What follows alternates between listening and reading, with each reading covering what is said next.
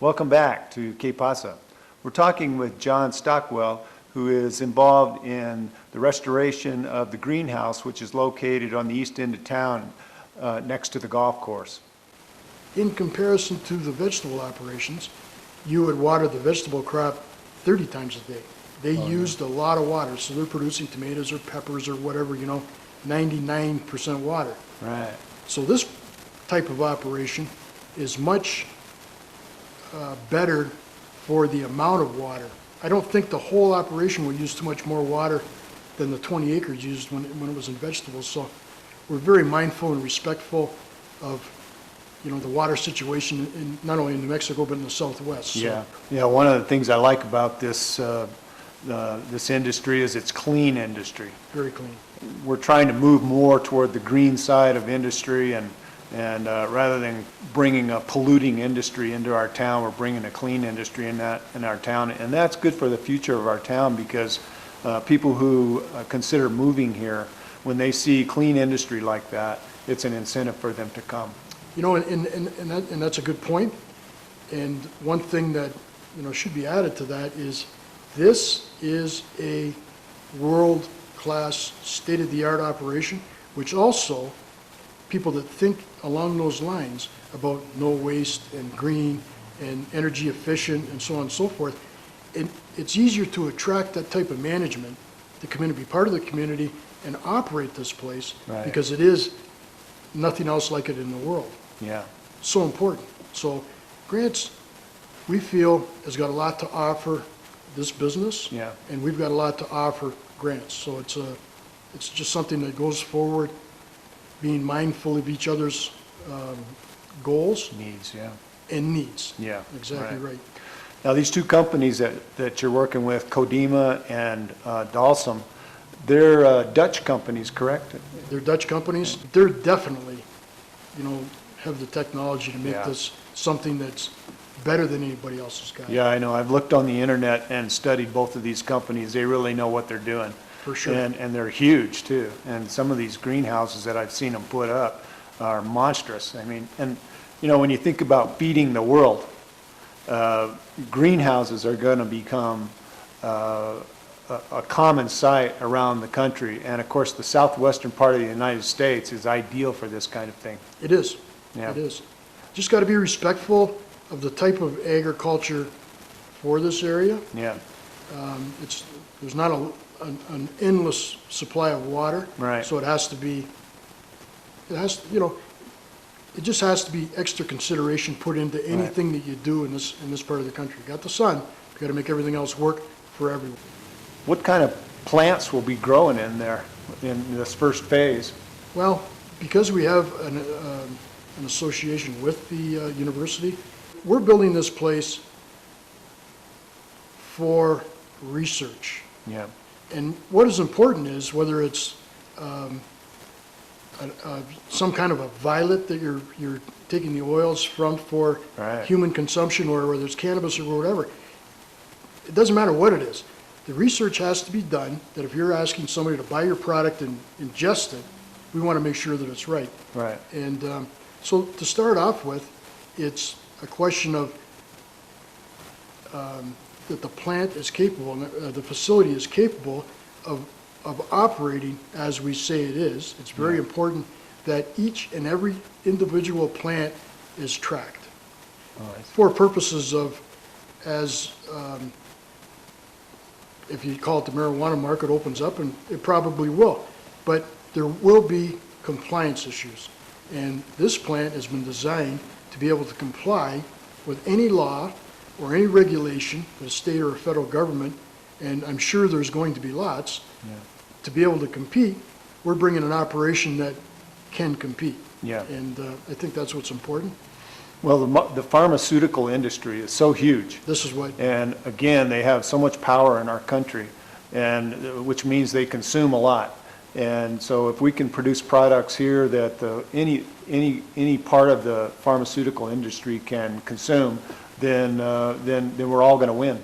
And it's exactly what this operation is targeting in the future. Yeah. It's not necessarily medical under the Department of Health.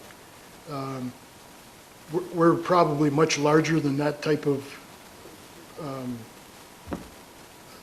method of operation, if you'd call it, and we don't believe in dispensaries that are operated by people. We're Right. looking to dispense electronically, or in Canada, they actually do it through couriers, like Federal Express or one of those companies. Oh, yeah, okay. So that we go right to the person's house.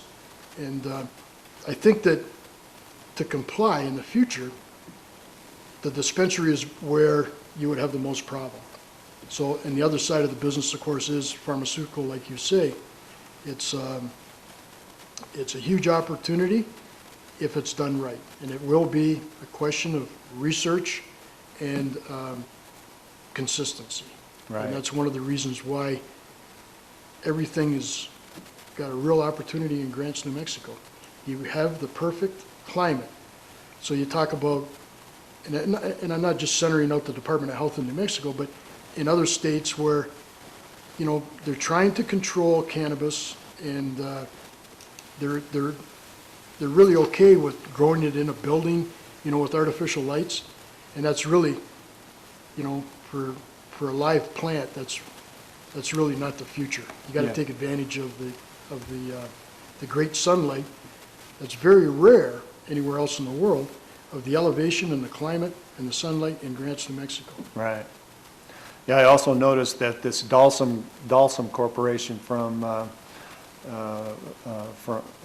this Dutch company, that they said that if this thing goes well, that they would consider opening a United States office here in this area as well. So this could springboard into other opportunities for our town. I sure hope so. Yeah. They really take a look at the Grants, New Mexico location, Yeah, where you got Highway 40 running, it's a east and west interstate, main artery for our country. main artery coast Yeah. to coast, and you go 70 miles east, and you got the other interstate, I-25, going Right. north and south. Right, It really is, you know, a good location. You're 12 hours, you know, out of LA, out of San Diego, out of Dallas, yeah, out of Denver. Like, right. if you take a look at, you know, the scope, The connection, yeah. and, you know, anything 12 hours overnight by truck, it's pretty reasonable. Yeah. Well, I tell you, I really have high hopes for this project, and we're going to do everything we can to help you succeed here. It's an effort that has to be a community effort also. Right. Yeah, collaboration in this case is really critical, and because it's not just about grants, it's about New Mexico, it's about our universities, it's about jobs, not just in grants, but jobs throughout New Mexico. Everything here is perfect. You know, you have the two universities in New Mexico. New Mexico is not a highly populated state, Right. but it has a lot of the things that make this operation would be very successful here. Yeah. Yeah. And so those are the things that we need to make sure that we understand. The town, the city, the county understands what we're doing. Right. So far, we've been very transparent to show you, you know, what we can do, and we need to understand your needs. But going forward, this is a very good opportunity for everyone. Yeah. And that's the way it's got to be. To bring jobs that are minimum wage jobs, we're just wasting our time. Yeah. You Yeah. need to bring jobs that people can make a living, that they can buy a car, they can buy a house, they can work for the company long-term. The minimum wage, I can't get over it, but I will tell you that the person coming to work for us at minimum wage, he's looking for a job the minute he comes. Yeah, So- right. He's and you looking- can't, how can you blame him? Yeah, these people have two jobs, you know, and it's not helpful for either job that they work at, because they're tired when they go to either job. Because of this type of operation, and because it's a new industry, so to speak, and the size that we're talking about doing this, we're more than competitive. Yeah, So our obligation is to give something back. Right. And something back is steady jobs where a person can make a living. I mean, we've drawn it out, and we'll be showing the council this afternoon, the type of jobs, the pay rates, but I can assure you one thing, I think everybody will be happy. Yeah. Well, as far as economic development goes in this town, we intend to be a good partner with you, and we're really glad you guys are considering our town, and it's going to be a wonderful thing to see that greenhouse open back up. And it gives economic development a platform, Yeah. something that's real that they can go out and build onto it. I mean, Right.